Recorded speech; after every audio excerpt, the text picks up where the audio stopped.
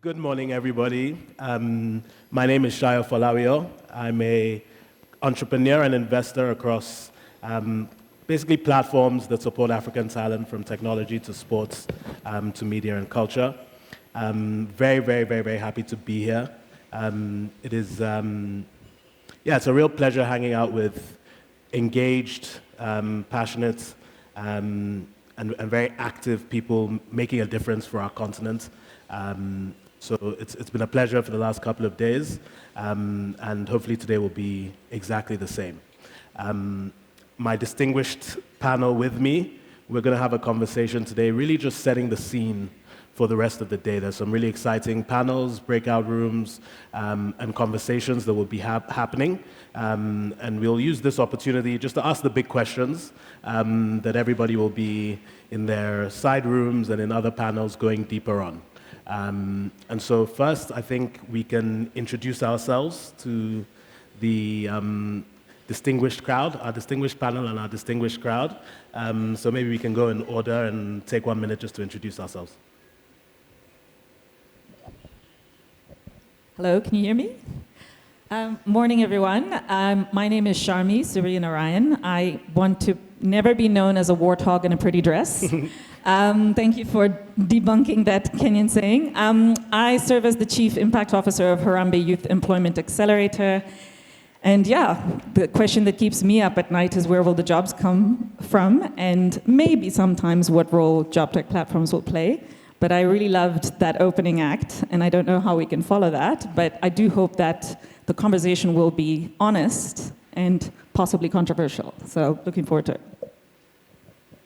Good morning, Jumbo. My name is Chimel Fan. I'm the World Bank's country director for Kenya, Rwanda, Somalia, and Uganda. A former failed entrepreneur.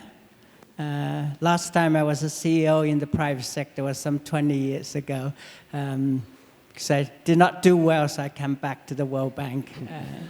So delighted to be here, and this is a absolutely essential topic indeed. I think it's probably the most serious challenge the world faces, and that is how can the world create more and better jobs for the many young people who are coming into the labor force every year.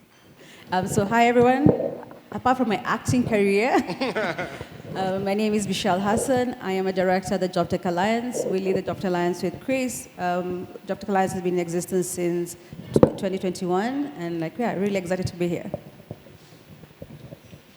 Hi, everybody. Great to see a lot of friends in the audience. I'm Paul. I'm the CEO of Shortlist. We started Shortlist about 9 years ago to solve human capital challenges to drive impact and innovation across Africa. Today, Shortlist Search is an executive search firm. We work end-to-end leadership hiring for about 200 senior executive positions a year. And then Shortlist Futures is a workforce innovation lab, future of work innovation lab, trying to work on getting more Africans working and earning across the continent. So we run a series of programs across areas like climate, tech, AI, and some other areas to try to create jobs, to try to create better jobs. And this question is what we think about all day, along with the question, where can the jobs be in Africa? And what could the future look like? Thanks. Fantastic. Thank you, guys.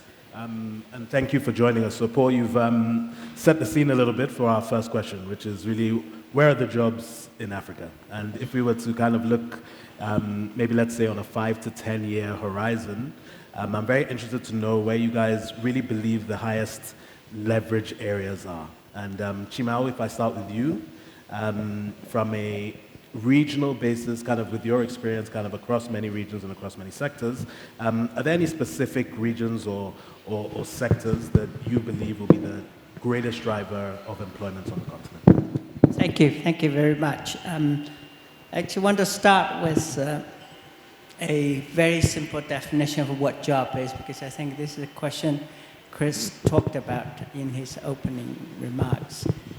For me, a job is simply an income-generating opportunity. So this issue about formal and informal job, frankly, That's not the World Bank's view, but my personal view, actually, I don't really worry too much about it.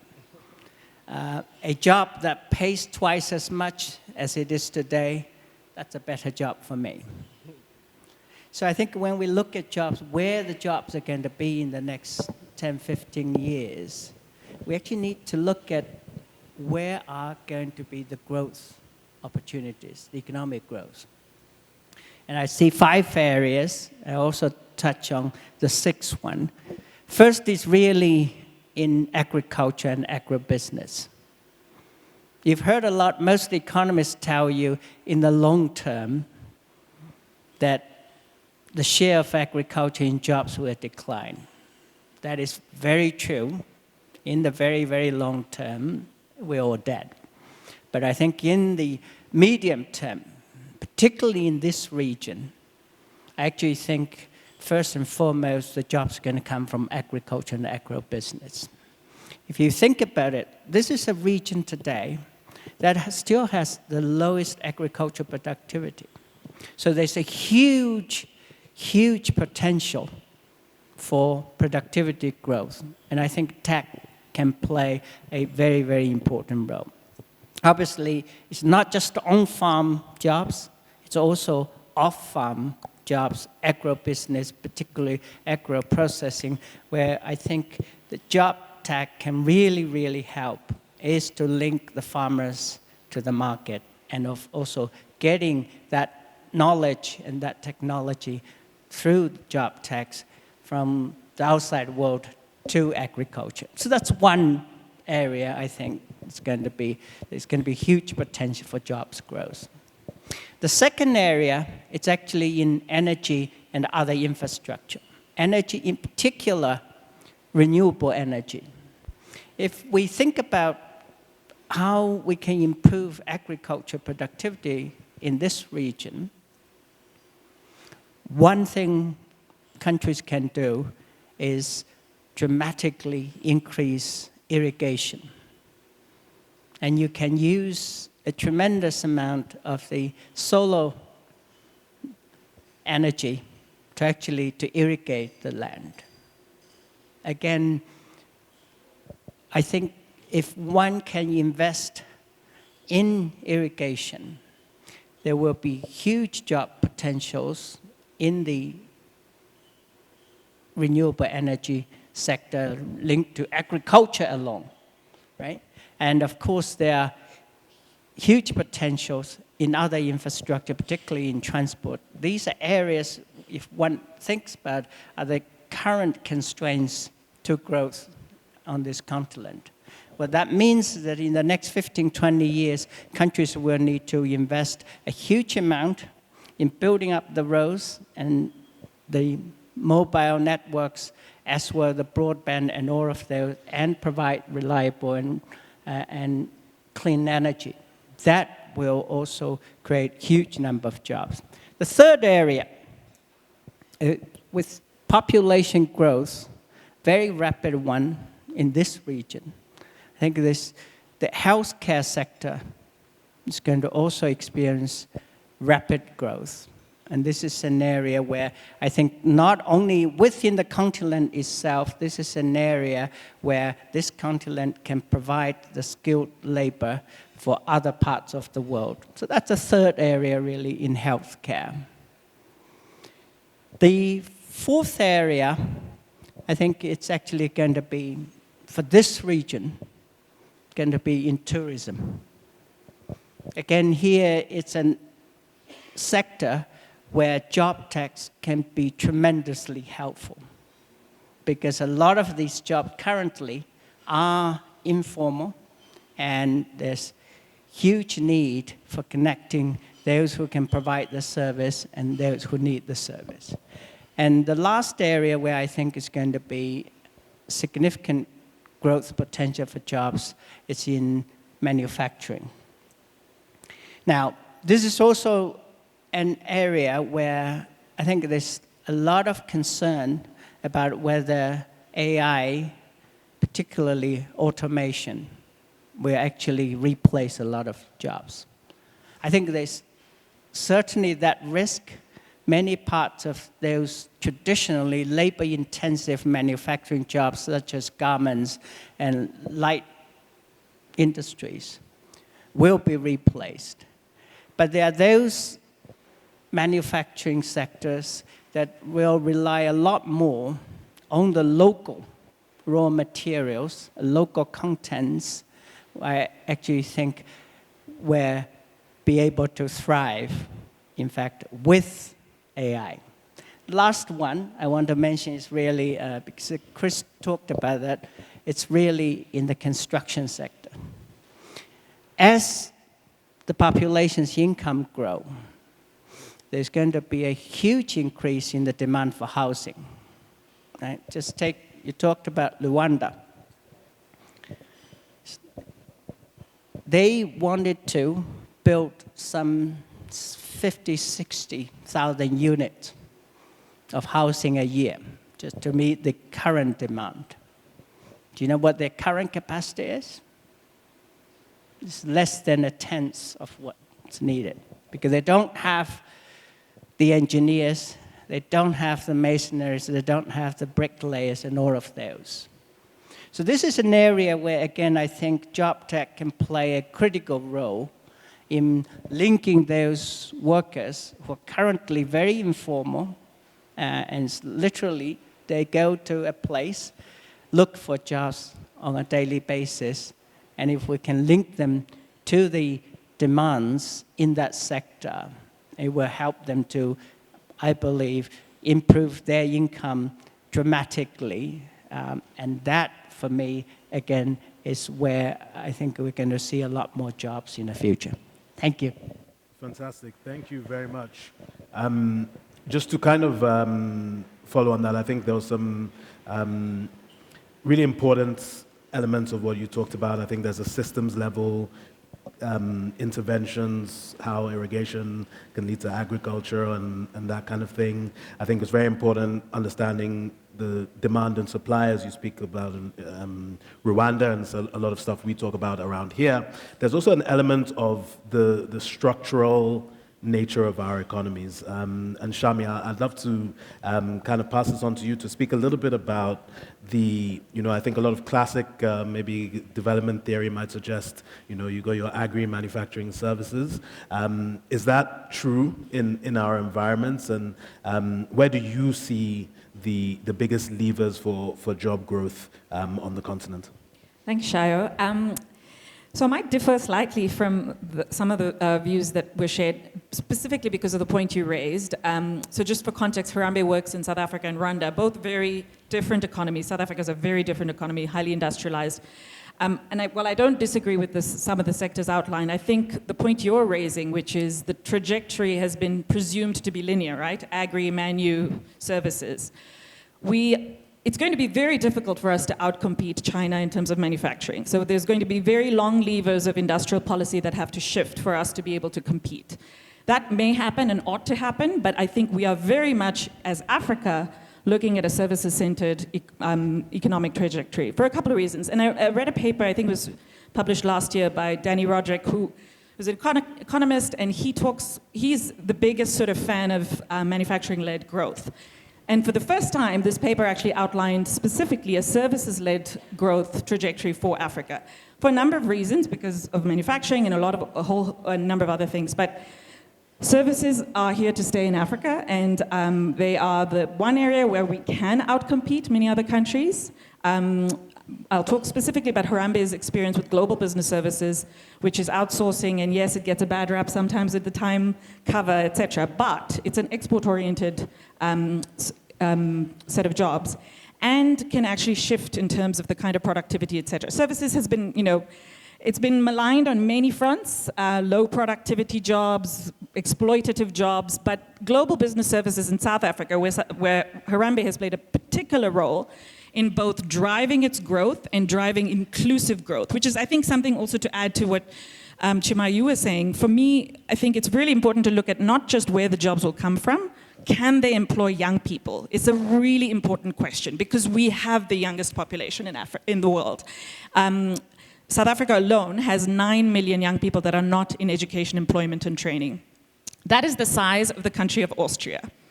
If we don't fix that, we have a social cohesion issue on our hands, right? I mean, I look at these numbers all the time. Last week, quarterly labor force survey results were published in South Africa. 700,000 young men lost jobs in construction. And I'm not saying construction isn't important. We ought to invest in construction and create jobs for these young men in particular. But I think we are facing a reality where we are in a services-led space that we can use to then catapult to the other investments that we should make in the spaces that you're describing. But if we don't take advantage of where we are with export-led services, I think we're going to both lose young people and lose the opportunities for foreign investments to come in. And specifically on global business services, where I said, both in South Africa and Rwanda, where Harambee works, we've had to look at how to prioritize foreign investment in order to bring the jobs to the countries and work remotely, of course. But importantly, we need to convince foreign investors of the business case for Africa. This is not easy. It can be done and has to be multi-pronged. So Harambee, the Department of Trade and Industry, and the government and private sector critically helped build this business case. And we've looked at, of the 1.5 million opportunities that Harambee has enabled, 8% of them have been net new jobs in GBS, majority for youth. And the reason we focused on that is importantly because we have a crisis for youth unemployment in Africa. And I think we have to not ignore the sectors you've mentioned, but I think Harambe's taken a very specific role to say, how do we get young people into jobs today? Some of the manufacturing jobs and even green economy, I mean, I love the report that Paul and his team put out on green jobs. Those green jobs, many of them aren't for young people today. I mean, yes, they can get, e-mobility jobs, etc., but there are a lot of sort of long levers that have to be in place, battery storage, etc. We've got to actually figure out where can I employ young people today. That's our focus as Harambee. We get up in the morning thinking of that. So we looked at GBS, we looked at digital, we looked at tourism for sure. I think tourism is a really important one, which is a high-absorbing youth sector today. Agro-processing, especially in the context of South Africa, because primary agriculture is very difficult for young people to break into, not just because it's not aspirational, but also it requires capital and a whole host of unlocks. So for us, I would add to what you're saying, perhaps defer specifically on the fact that we've got to, as a continent, look at where not just jobs are growing and where's the reality, but can they employ young people? Are the barriers to entry low enough? Are the skilling requirements not expensive and long enough so that young people can start earning today? I think it was last year that we were at a conference hosted by CCI at Tatu City, where the president inaugurated a big building. CCI, which is, I think it stands for Call Center International. I mean, these jobs can be low quality, but we can see high quality jobs. CCI's building was beautiful. The president inaugurated this building, like I said, it was about 5,000 seats. And it happened almost overnight. It was a few years, not long sort of delays in terms of capital investments, etc. The reason I'm bringing that up is the last point I'll make before handing back to you. Not only are these jobs available today, and services can be a route for young people, they can actually tap into what I think we witnessed this morning, which is the energy and potential of young people to drive things forward. And that we have in Africa in spades. I'll give an example of a very young woman in Rwanda we work with who was solving a problem for JetBlue, customer service. It was an elderly couple in Toronto, servicing them to figure out, I don't know, a flight cancellation. And the pride she took in resolving that issue, it wasn't Klarna, which fired 700 people last year and is now losing stocks and profit share and rehiring people. It wasn't an AI chatbot that solved that problem. It was this young Rwandan who could switch from English to French, solved the problem, took pride in it, and also said she established a friendship with this elderly couple. That we have in Africa in spades. We have young people doing incredible things with energy potential. You mentioned the creative industry, Michelle. I do think that services is a really important sector not to overlook, not least because young people can provide with energy, commitment, passion, integrity, and empathy that's required to solve a lot of our really thorny problems, not just customer service, but are needed for the future. So in addition to the sectors that you've outlined, those are some of the areas that we consider. Fantastic. Thank you so much. And yeah, I think that idea of urgency is very important. And maybe, Michelle, I'll kind of throw it to you to speak about the importance of digital when it comes to access for youth, access for women, and that kind of urgency of digital today, and the effect that you're seeing from the platforms, from the data that you guys are looking at, of making these jobs accessible kind of today. Yeah, and I think it comes back from what one live skit we had today in the morning. We truly believe that job tech platforms enabling to a lot of those barriers, right? Previously, it's like, where do you get jobs? You need to have known someone. Platforms are enabling people to be able to access. Similar like to what we had a couple of years back, access to mobile phone has increased. Access to internet in Africa has gone massively, at least. So now it's easier to actually move digital. And that again gives us access to, if I'm a young man in, even for example, Kakuma, I'm able to access a digital job and work from a company in Germany from like a refugee camp. That was not been existing a couple of years back when there was no internet access. Secondly, I think we see job tech platform breaking a lot of other barriers, especially we talked about gender. We've seen at least women being able to work in a flexible way, being able to do a lot of like responsibility for family, but be able to get on a platform and get some work. Being able to, like micro enterprises, like being able, from your shop, you can be able to increase access through an e-commerce platforms and be able to support that. So we do see digital as like helping someone like not having a lot of barriers to be able to access. Do we still have a lot of work to do? Yes. Most of the platforms we've seen, and as we could recognize, like Jobtech is still an access center, there's a lot of learning. The reason why I think Jobtech Alliance exists is like we wanted to make sure that we're able to kind of create a whole community around it, make sure we're learning, figuring out what sector is actually working, and then build up from those sectors. We've talked about creative industry, we've looked at construction, we've looked at migration, but the key question is like, then how do we make sure that we're able to grow better businesses, that the businesses are thinking about inclusivity, but also access, and be able to destroy like some of the barriers that we actually have in the sector. For sure. And thank you very much. I think the thing you mentioned kind of that, the importance of digital and that data-driven approach is so important. I think everything we do here is kind of about some form of efficiency and matching and really understanding that our actions are very high leverage. Paul, I'd love to get your thoughts on, the thinking about that data and really understanding, efficiency sometimes is not a new job. Like it's, that 10% you spoke about, it's having more time to do something else. Sometimes there might be a multiplier effect to income generation, etc. But that's a conversation we have here often is, is it improving a existing job or looking for a new job? I'd like to hear your thoughts on that in general, but more specifically in terms of the green economy and the opportunities you're seeing there for new jobs. Great. And we are often thinking about what is the future we can build, what's possible. I do think there's a business as usual trajectory that still will create a lot of jobs in a lot of areas. And I think one of the scenarios we've been looking at is just on a kind of current trajectory, what are the opportunities in the green sector? We've been running a series of early career programs, getting people into first jobs across climate sectors for the last 6 or 7 years. We've placed about 7,000 young people into those jobs. And what we are seeing is a lot of jobs emerging that are old jobs in new sectors, so things like customer service and finance and HR, and a lot of it's just getting young people excited and aware that this is a growth area that they should be looking at.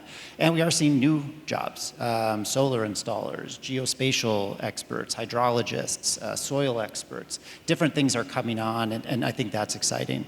I think what we spend more time focused on at Shortlist Futures is where might be the opportunities to grow. And we organize and think about our work around what are the major drivers or mega trends of economic opportunity on the continent, or what might they be.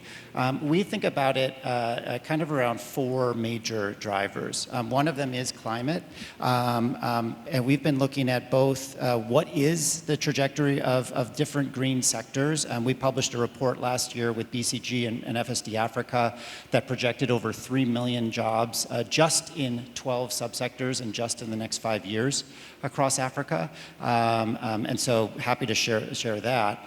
I think what gets more exciting is thinking about what might be possible if Africa can be more the solution to global energy and climate needs and can play a role addressing the global climate crisis. And what does that look like? I think Africa has a few, and you know, I'm saying continental, obviously this is different country by country, but generally speaking, Africa has the biggest renewable energy potential in the world.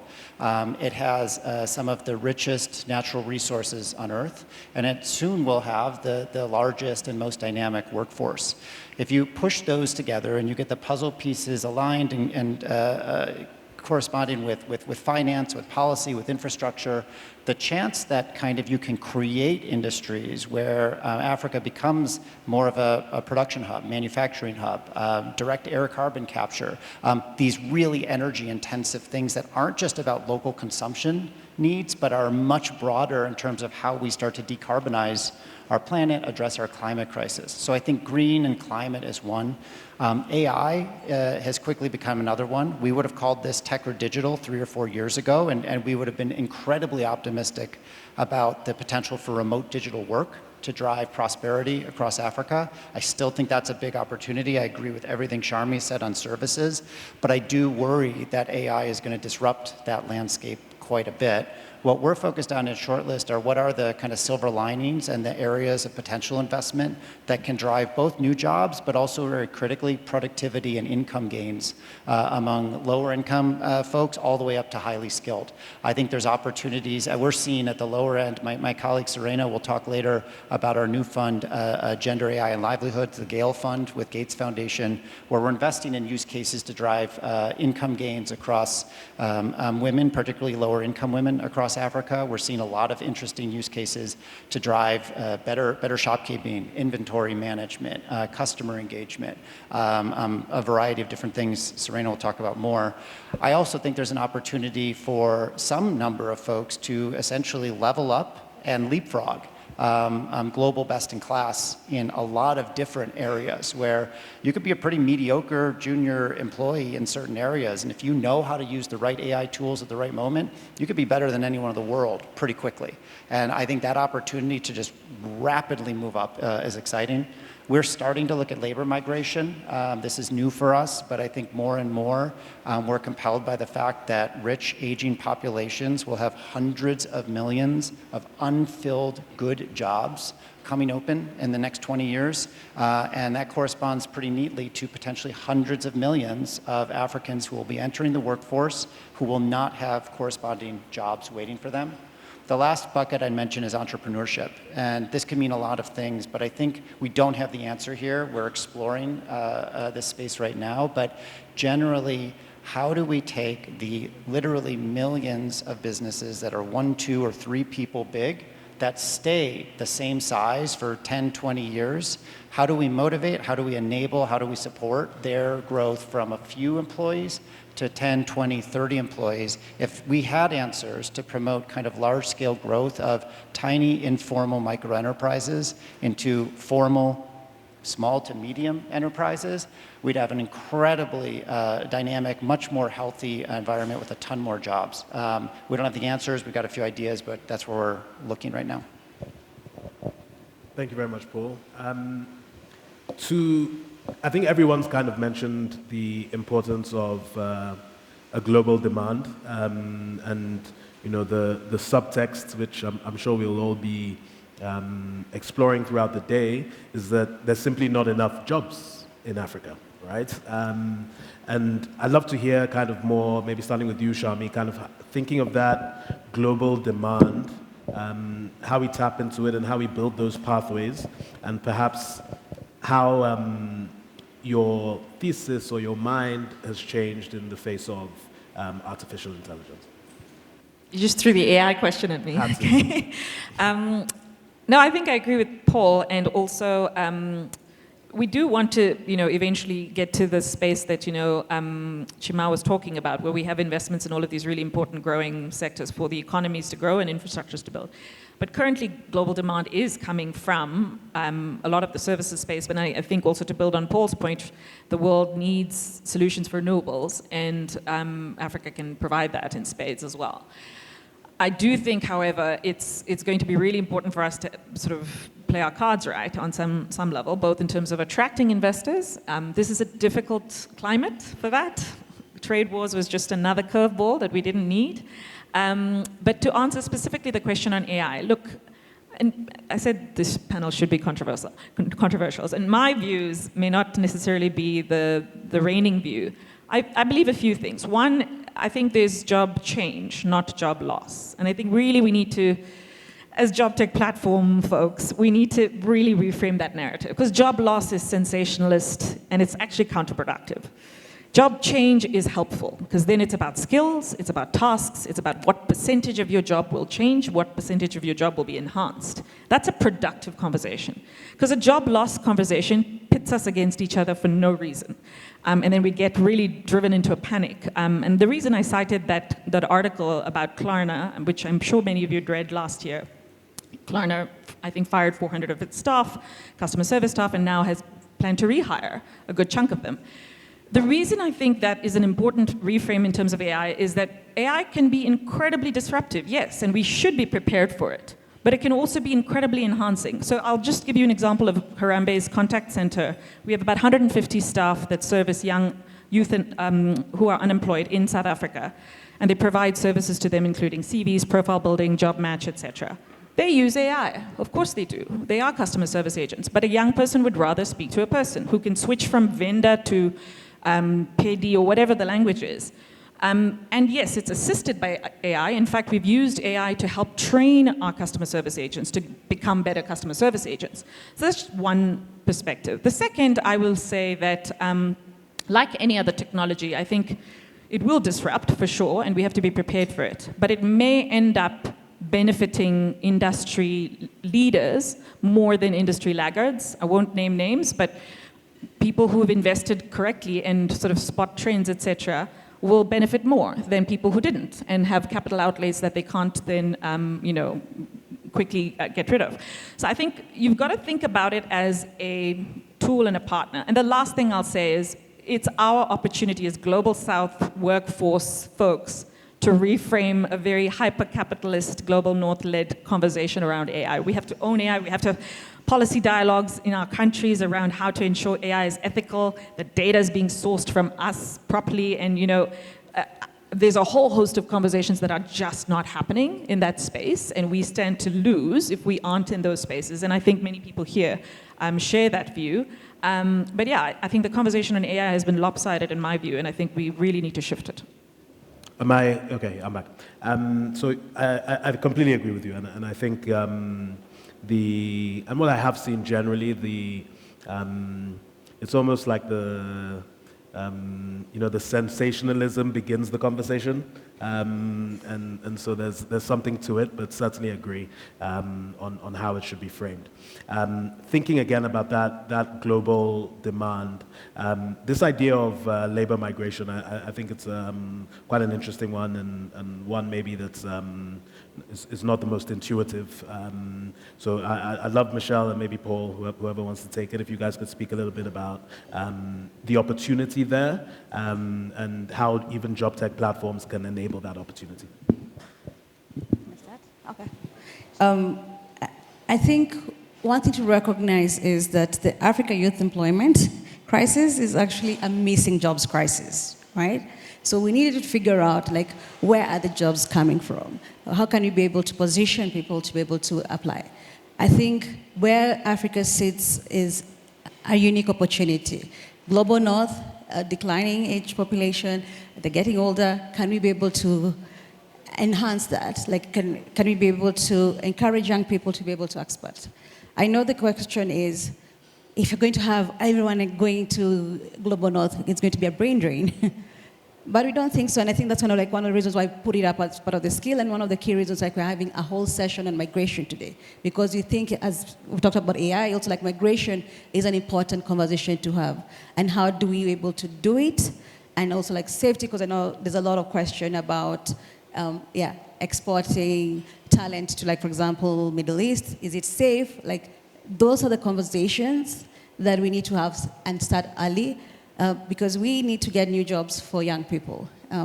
So it's an opportunity. We've seen amazing companies within even our Jobtech portfolio having like kind of like two levels. One, kind of creating new jobs where the people are in Kenya or in Africa and actually working for companies globally, but also some platforms enabling that migration piece and ensuring like it's clear, it's visible, you know what you're paying for, and supporting that whole process. Two companies in our portfolio, like for one, we're helping them set up in Netherlands to be able to kind of say like, here's the opportunity to be able to support. But the biggest challenge we've seen with a lot of job tech platforms is like they're smaller. And one of the things we've decided as Jobtech Alliance, like, are we able to help like creating and generating that global demand? Shami, you talked about, how do you get more people to know about Africa as a place where you can be able to access talent? Like, how are we able then, as Jobtech Alliance, being able to play that role to talk about, here are the amazing platforms we're seeing in Africa, how can we congregate and actually sell Africa to the world? So maybe that's one of the things we're thinking about. Awesome. And Paul, I'd like to hear your view as well, kind of having spanned the kind of digital job matching to very hands-on recruitment and this like offline, online approach. What do you think about the labor migration opportunity? How much of it is tech-enabled? How much of it is just recruitment? I'd love to hear. Yeah, there's a couple great questions in there.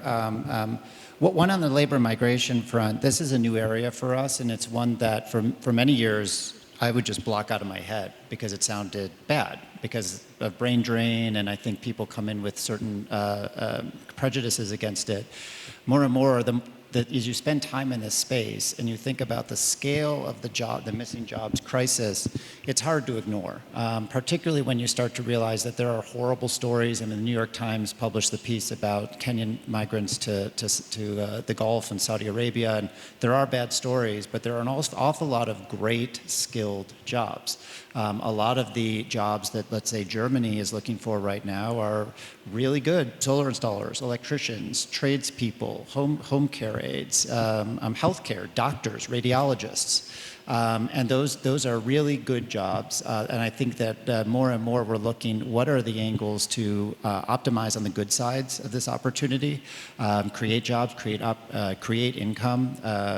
Remittances back to Africa are already a bigger source of foreign inflows than foreign direct investment or any sort of aid. So it's already big, and I think it could be bigger. One of the things to the kind of digital versus human touch angle is a lot of these jobs are kind of in real life, use your hands, use your physical body, use your humanity jobs. And I think that's really good. I think it's going to be a long time until it's economically efficient to have a reliable robotic home care aide or robotic solar installer. Those might end up being some of the most insulated, protected jobs that we can support. I also think what we're going to see is the art will not be how do we solve this with tech, like digital platforms. I think the art will be how do you get the balance between tech and touch correct. Tech is going to have a role to play in data aggregation, in matching, in collecting information, and figuring out what people need, and a bunch of different parts of the kind of process of getting people into these jobs and cultivating labor demand. A lot of it, though, is going to be good old-fashioned roll up your sleeves human work. It's phone calls. It's getting to know what clients need. It's understanding workspaces, making sure they're safe. It's sorting through non-digital visa processes and navigating airports and finding people places to live and a lot of other things.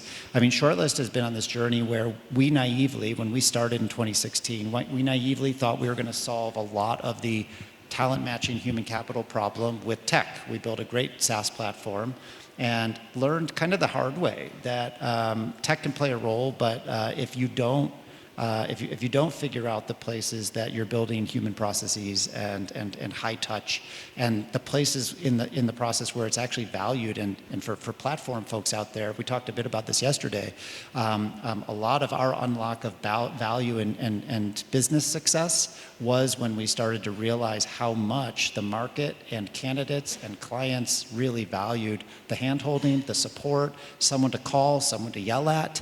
And I think we've been kind of like on that journey of getting that balance right. Fantastic. And I think as technologists, there's almost a little bit of a resistance to, I guess, the reality of these human processes, but also, and I think something that this panel especially has shown a really incredible ability to do is the ability to work with people outside of the technology sector, the ability to build alliances, partnerships, these kind of multi-stakeholder arrangements that really allow things to happen at scale. So I think we're kind of running out of time, but I'd like to just spend the rest of our time with each of you kind of speaking about the importance of these multi-stakeholder relationships, and maybe kind of giving us some kind of example or case study as to how that has helped the mission that we're talking about. So Chimiao, if I could start with you.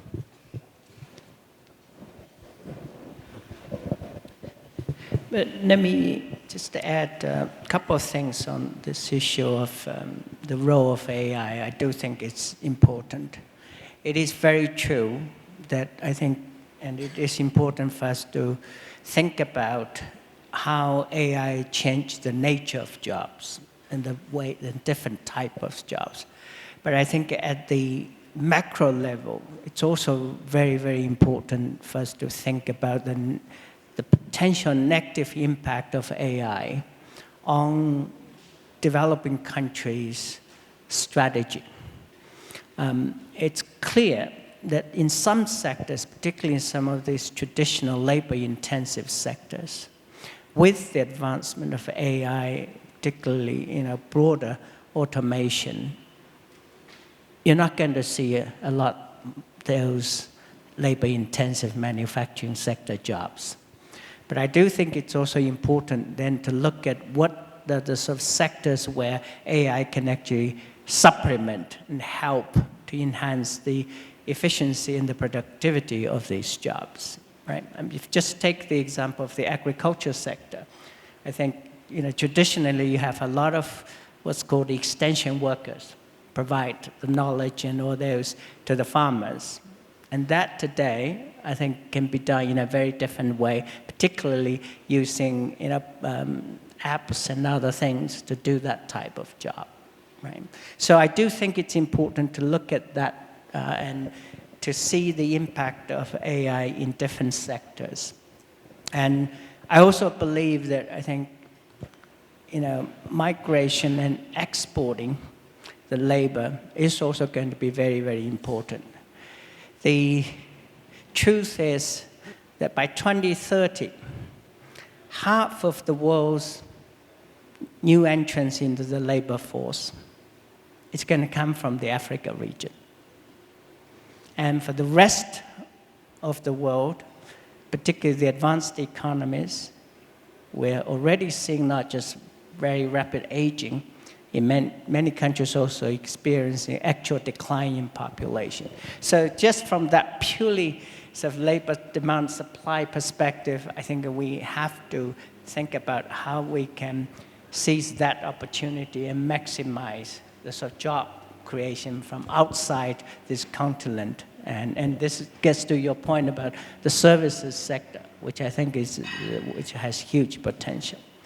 Maybe lastly, just to perhaps touch on a couple of these things which I think currently constraining the development of job techs and the broader creation of jobs in the tech sector in this region.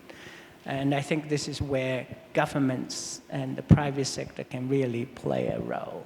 Clearly, we still face significant issues in terms of the basic physical infrastructure, whether these are devices or the broadband and the connections, right?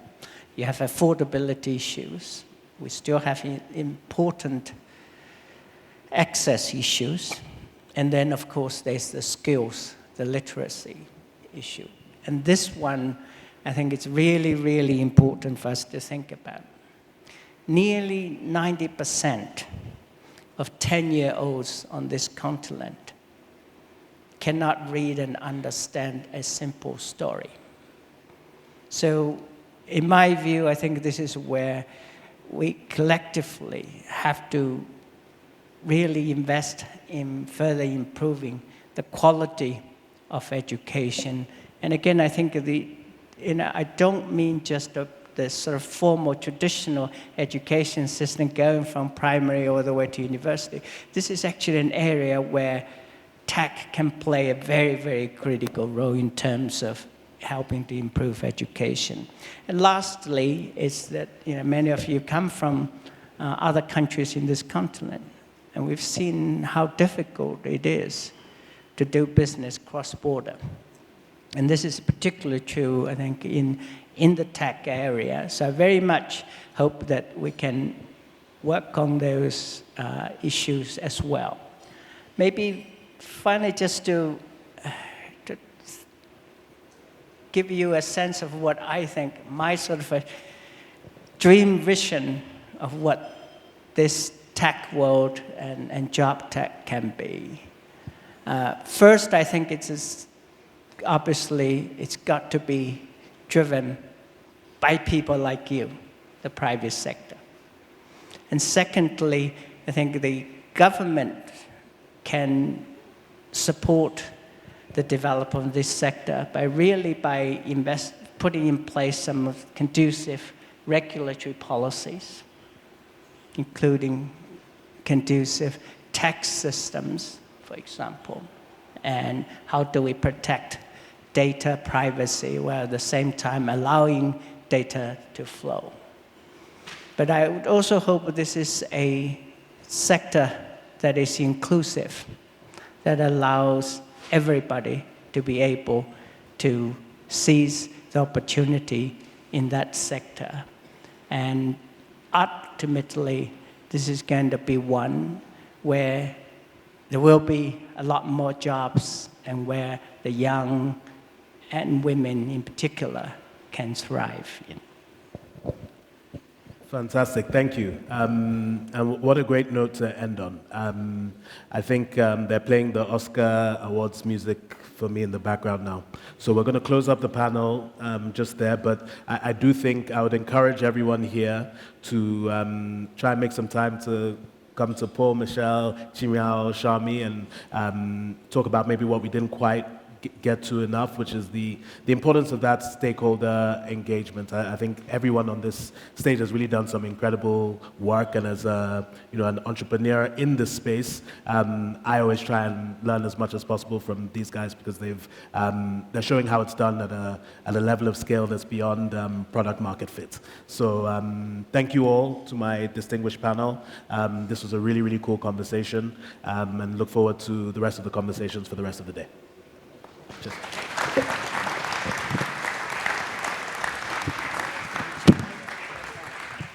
Thank you, thank you. Another round of applause for this. This was exciting, wasn't it?